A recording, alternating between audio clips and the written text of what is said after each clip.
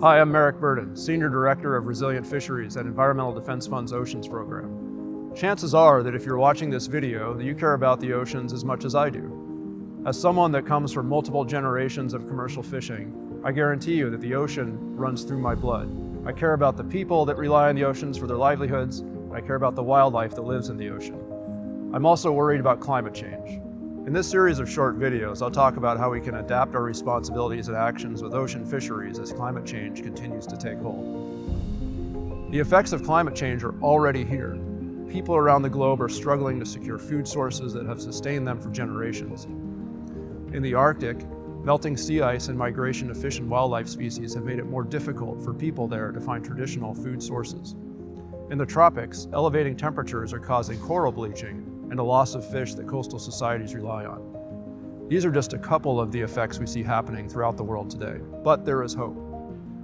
We know that if we act now, we can avoid the worst case scenarios.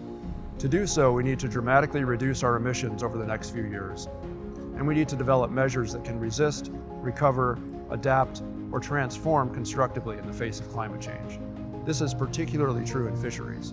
By taking the right steps, we can maintain healthy fisheries and oceans that teem with life, even as climate change continues.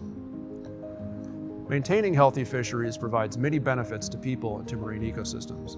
When fisheries are healthy, ecosystems remain in balance. This helps to secure their resilience in the face of environmental shocks and ensures continued sources of food and livelihoods. When it comes to ways in which we can adapt socio-ecological systems like fisheries to climate change, there is very little guidance in place. EDF is working to change that. In this series, I'll discuss the four main areas of how we can address climate change effects on ocean fisheries. 1. Acknowledging that climate change is one of several stressors on the ocean. 2. Pursuing sustainability as climate change takes hold. 3. Recognizing and fostering resilience. And 4. Ensuring that the enabling conditions for collective action remain in place so that society can work toward effective adaptation and climate resilience. Let's start with the first concept, climate change as a cumulative effects problem. Consider how marine ecosystems resist climate change. The cumulative effects of all of the stressors affect the marine environment, like sediment loading that flows to the sea from practices taking place upland, pollution, overfishing, and now climate change is adding to these stressors. The result is a cumulative effect that can add up to an incredible amount of imbalance and strain on our oceans. However, these ecosystems can be made healthier and more resilient by reducing any number of these stressors. We have examples of this dynamic playing out in many coral reef ecosystems of the world.